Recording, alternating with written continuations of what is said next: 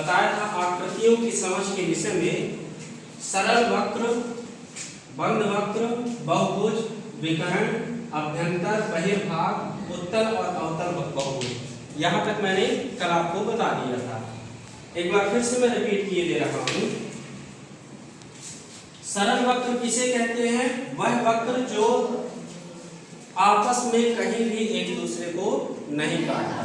ठीक है, जैसे सरल वक्र ये हो गया, ये हो गया, ठीक है, ये हो गया सरल वक्र। बंद वक्र किसे कहते हैं? वह वक्र जो कहीं भी ना खुला हो।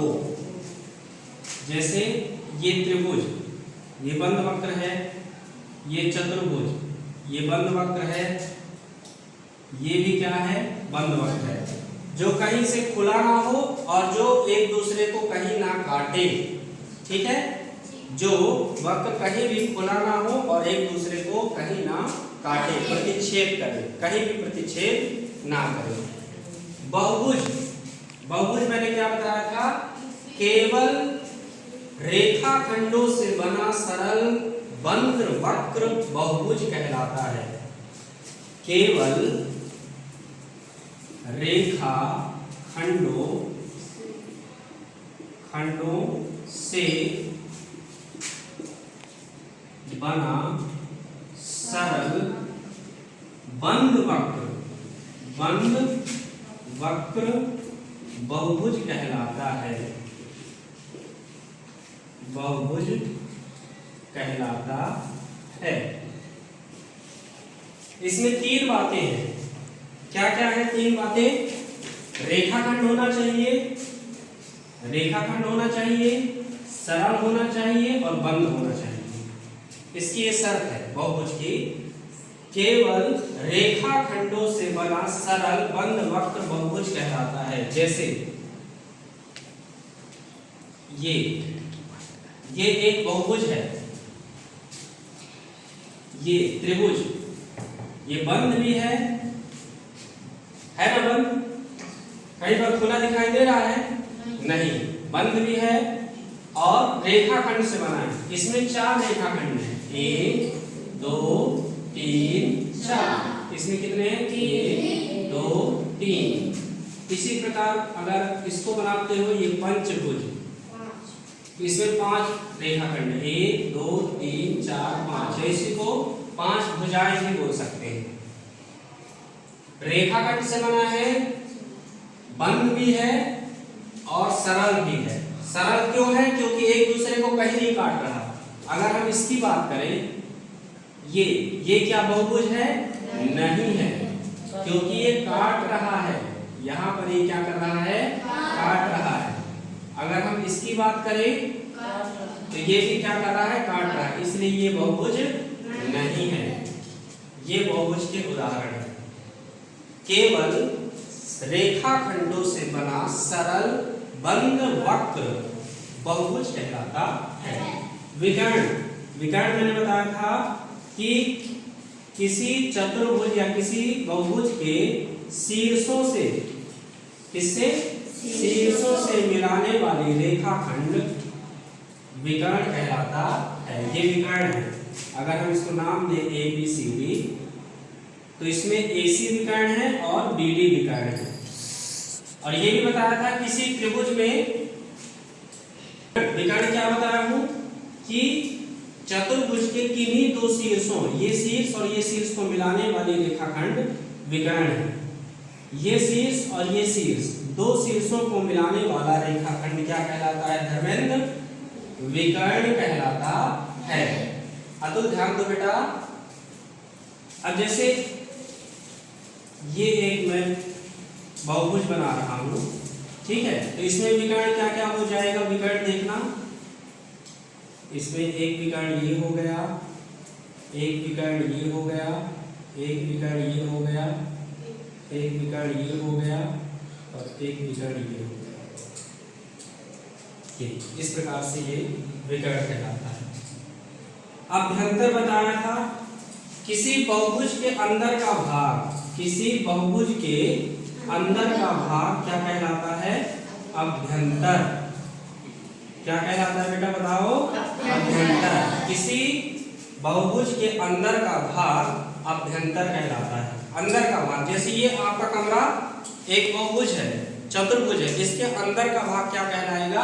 अभ्यंतर कहलाएगा। और बहिर्भाग क्या कहलाएगा? किसी बहुभुज के बाहर का भाग, यहाँ का भाग क्या कहलाएगा? बहिर्भाग। क्या कहलाएगा? बहिर्भाग। बहिर्भाग मतलब बाहर का भाग, सीधी सी बात है ना? नाम से स्पष्ट है, ये अंदर का भाग और ये बाहर का भाग। उत्तल बहुभुज बताया था मैं कि उत्तल बहुभुज वे बहुभुज होते हैं जिसके सभी विकर्ण अंदर होते हैं। ये देखो, इसके विकर्ण देखना आप, ए बी सी डी, ये एक बहुभुज है। इसके विकर्ण कहाँ है बताओ? ये है एक विकर्ण, एक विकर्ण ये है। तो इसके विकर्ण कहाँ है? अंदर है कि बाहर है? अंदर है। तो ये उत्तल बहुभुज होगा। ये क्या होगा? उत्तल बहुभुज, यानी जिसके विकर्ण अंदर होते हैं, अभ्यंतर में होते हैं, वो उत्तल बहुभुज कहलाता है। सिंपल समझ में आ रहा है? उत्तल बहुभुज क्या है? जिसके विकर्ण, जिस बहुभुज के विकर्ण अंदर होते हैं उसे उत्तल बहुभुज कहते हैं। अवतल बहुभुज किसे कहते हैं? वह बहुभुज जिसका कम से कम एक विकर्ण बाहर हो। जैसे मान लो मैं एक आकृति बना रहा हूं, ये आकृति बनी, ठीक है? अब इसमें विकर्ण कौन कौन सा होगा? एक विकर्ण ये हो गया, ये अंदर बना है, और एक विकर्ण ये हो गया, तो ये बाहर बना है। ये अंदर है और ये क्या है? बाहर है। तो ये अवतल बहुभुज होगा। ये क्या होगा? अवतल बहुभुज। अवतल बहुभुज उसे कहते हैं जिसमें कम से कम एक विकर्ण कहाँ हो? बाहर हो। अवतल बहुभुज उसे कहते हैं जिसमें एक विकर्ण कम से कम बाहर होना चाहिए। अब आगे देखते हैं सम। इतनी सारी बातें मैंने बता दी थी, सरल वक्र, बंद वक्र, बहुभुज, विकर्ण, बहिर्भाग, उत्तल बहुभुज, अवतल बहुभुज। आज अब हम देखते हैं सम और विषम बहुभुज। क्या देखते हैं? सम और विषम बहुभुज। अब देखो, इसको मैं मिटा के आगे बताता हूं सम और विषम बहुभुज किस। विषम बहुभुज, सम व विषम बहुभुज। अब आप देखिएगा, ध्यान से देखिएगा। एक आकृति ये है,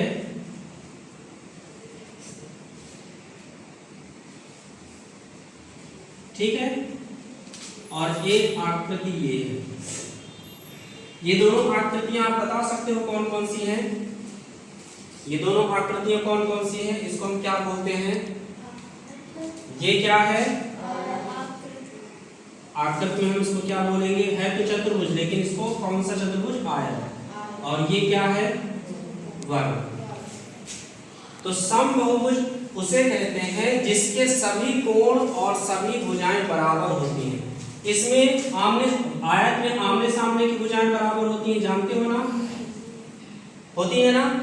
आयत में आमने सामने की भुजाएं बराबर होती हैं, लेकिन वर्ग में सभी भुजाएं बराबर होती है। ये हमने कट का निशान लगा दिया, मतलब इसमें सभी भुजाएं बराबर है। इसमें हमने ये लगाया है, मतलब इसके सामने की भुजा ये बराबर है और इसके सामने की भुजा ये बराबर है। ठीक है, क्लियर इतना? और ये कट का निशान हमने क्यों एक लगाया है? क्योंकि इसकी सभी भुजाएं क्या है? बराबर है। आयत और वर्ग में सभी कोण 90 अंश का होता है।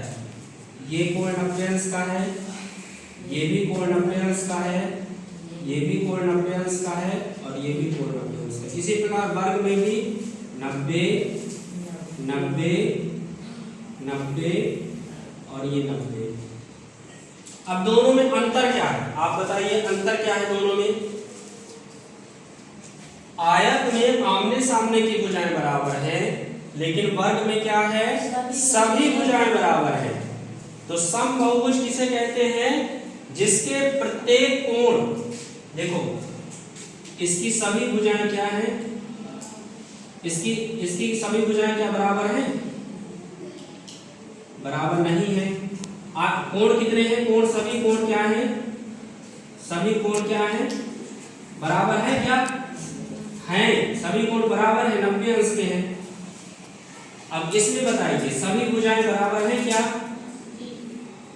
सभी भुजाएं इसमें क्या है? बराबर है। और सभी कोण क्या है? सभी कोण भी क्या है? बराबर है। देखो इसमें सभी भुजाएं बराबर नहीं है और इसमें सभी भुजाएं क्या है? बराबर है। इसमें आमने सामने की भुजाएं बराबर है, इसमें सभी भुजाएं बराबर हैं। तो समबाहुभुज उसे कहते हैं जिसके सभी कोण और सभी भुजाएं बराबर होती हैं। समबाहुभुज, समबाहुभुज उसे कहते हैं जिसके सभी कोण व भुजाएं बराबर होती हैं। समबाहुभुज किसे कहते हैं? उसे कहते हैं जिसके सभी कोण व सभी भुजाएं बराबर होती हैं। ये समबाहुभुज है। आयत वर्ग क्या है? समबाहुभुज। और आयत क्या है? बताओ जरा। विषम बहुभुज। क्यों विषम बहुभुज है? क्योंकि इसकी सभी भुजाएं बराबर नहीं है। कोण तो बराबर है लेकिन भुजाएं बराबर नहीं है। विषम बहुभुज उसे कहते हैं जिसके सभी कोण व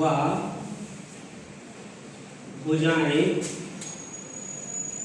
बराबर नहीं होती हैं। समबाहुभुज किसे कहते हैं? उसे कहते हैं जिसके सभी कोण व सभी भुजाएं बराबर होती हैं, जैसे कि वर्ग। ये क्या है आप बताओ? इसे हम क्या कहेंगे? समबाहुभुज। इसे क्या कहेंगे हम? विषम बहुभुज। तो इतनी बात समझ में आई? फिर से एक बार आप लोग सुन लीजिए। समबाहुभुज उसे कहते हैं जिसके सभी कोण एवं सभी भुजाएं बराबर होती है, और विषम बहुभुज उसे कहते हैं जिसके सभी कोण और सभी भुजाएं बराबर नहीं होती हैं। अब इसको लिख लीजिए। अंतःकोण क्या कहलाता है? कोण तो सब लोग जानते हो। अब अंतःकोण नाम से स्पष्ट है किसी बहुभुज के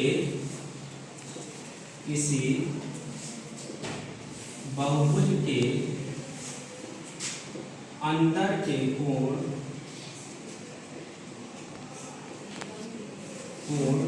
अंतःकोण कहलाते हैं।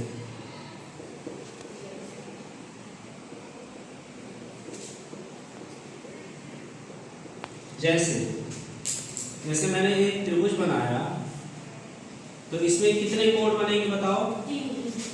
एक ये कोण, एक ये कोण और एक ये कोण। ये अंतःकोण कहलाएंगे। मान लो हमने इसको नाम दे दिया ABC।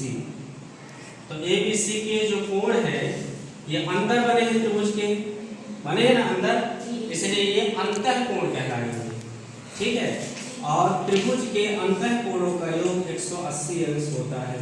और किसी त्रिभुज के अंतःकोणों का योग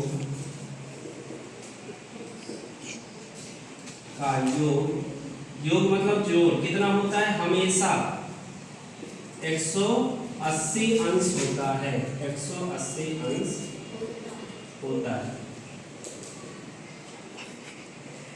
यानी हम लिख सकते हैं कोण A प्लस कोण B प्लस कोण C बराबर 180 अंश।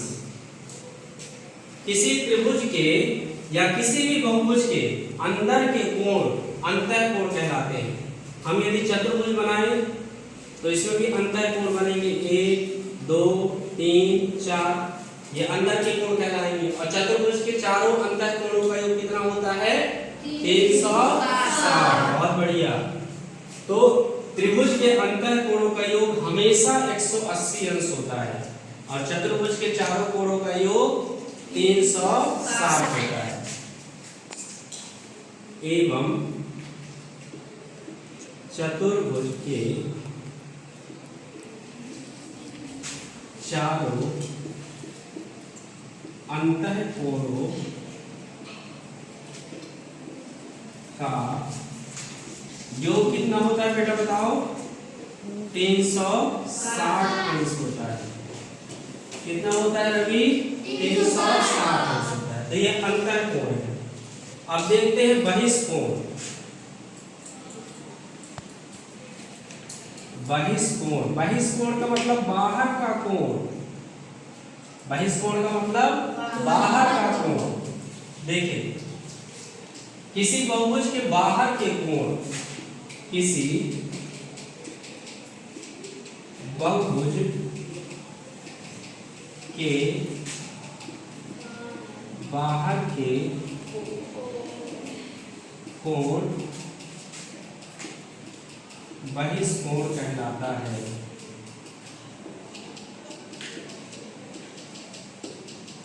किसी बहुभुज के बाहर के कोण बहिष्कोण कहलाता है। जैसे मैं एक आकृति बना रहा हूं, ये त्रिभुज मैंने बनाया, तो ये वाला कोण बहिष्कोण कहलाएगा। इसको हम क्या बोलेंगे?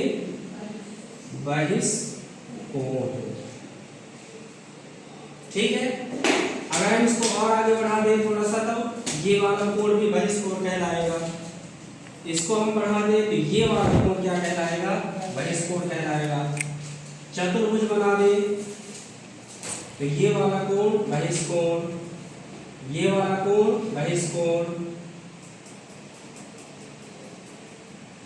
ठीक है, ये वाला कोण बहिष्कोण, ये बाहर है इसलिए क्या कहलाएंगे? बहिष्कोण कहलाएंगे। ठीक है। और किसी पंचभुज इसी प्रकार से हम आकृति बना सकते हैं। पंचभुज की आकृति बना सकते हैं। ये क्या है? पंचभुज है ना, क्योंकि इसमें 5 भुजाएं हैं। 1 2 3 4 5। तो इसको यदि हम बढ़ा दें तो ये कहलाएगा बहिष्कोण। समझ में बात आ रही कि नहीं आ रही? ये क्या कहलाएगा? बहिष्कोण कहलाएगा। ठीक है। और अंतःकोणों का योग हमेशा एक सूत्र होता है, अंतःकोणों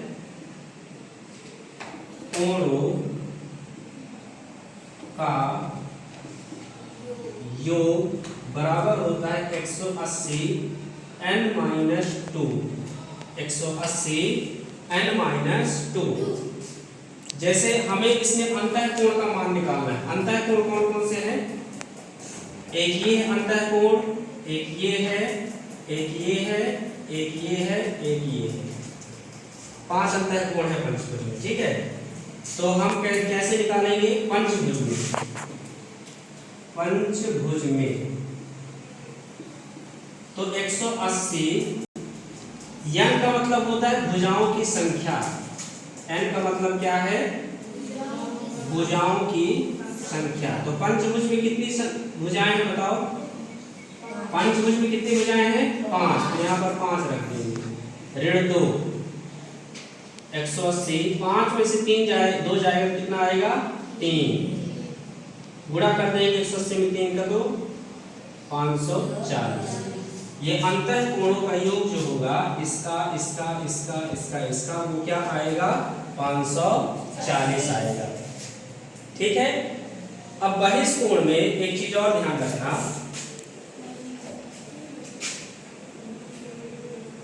बहिष्कोण में कोणों का योग, जैसे बहिष्कोण है, ये पंचभुज हमने बनाया पंचभुज। ठीक है।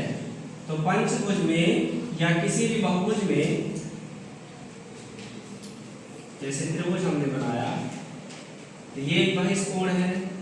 ठीक है, ये एक बहिष्कोण है, और ये एक बहिष्कोण है। बहिष्कोण का मतलब बाहर का कोण। तो बहिष्कोणों का योग हमेशा 360 अंश होता है। सभी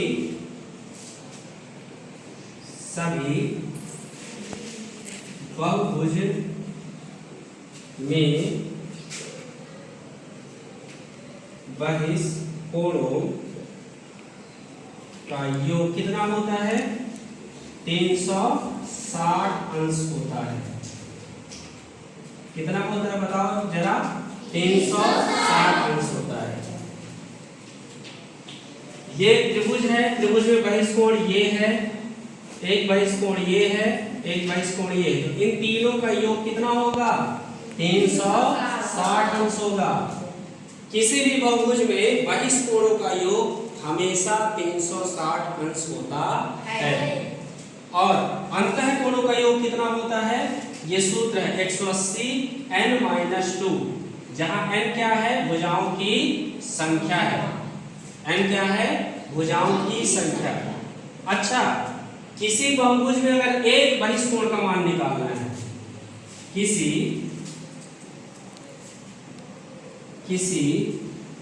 बहुभुज में एक बहिष्कोण का मान निकालना है, तो कौन सा सूत्र लगाएंगे? बहिष्कोण बराबर होगा 360 बटे n, जहां n क्या है? भुजाओं की, जहां n भुजाओं की संख्या है। भुजाओं की क्या है? संख्या है। जहां n भुजाओं की संख्या है। किसी बहुभुज में एक बहिष्कोण का मान होता है 360 बटे n होता है। 360 बटे n। फिर से आप समझिए, एक बार फिर से मैं बता रहा हूं। अंतःकोण क्या कहलाता है? किसी बहुभुज के अंदर के कोण अंतःकोण कहलाते हैं। अंदर जो भी कोण बने। और किसी त्रिभुज के अंतःकोणों का योग कितना होता है? 180 अंश। अतुल बेटा ध्यान दो। एवं चतुर्भुज के चारों अंतःकोणों का योग कितना होता है? 360 अंश होता है। हमेशा 360 होगा। बहिष्कोण क्या कहलाता है? किसी बहुभुज के बाहर के कोण बहिष्कोण कहलाते हैं। जैसे ये बहिष्कोण है, ये भी बहिष्कोण है, ये भी बहिष्कोण है, क्योंकि बाहर बना हुआ है। ठीक है। चतुर्भुज की बात करें, ये बहिष्कोण है, ये बहिष्कोण है, ये बहिष्कोण है। ठीक है। पंचभुज की बात करें तो ये बहिष्कोण है, और ये वाला कोण क्या कहलाएगा? अंतःकोण। ये कौन सा कोण कहलाएगा? अंतःकोण। क्यों कहलाएगा अंतःकोण बताओ जरा? क्योंकि ये अंदर बना हुआ है। ये क्या कहाँ बना है? अंदर। तो पंचभुज में कितने अंतःकोण हैं बताओ? 1 2 3 4 5। पंचभुज में 5 अंतःकोण बनते हैं। ठीक है। 5 अंतःकोण। और अभी हमने यहाँ पर कितने बहिष्कोण बनाया है? 1। अंतःकोणों का योग का सूत्र होता है 180 n-2, जहां n क्या है? भुजाओं की संख्या। जैसे यदि हमें पंचभुज में हमें अंतःकोण का मान निकालना है, इनका योग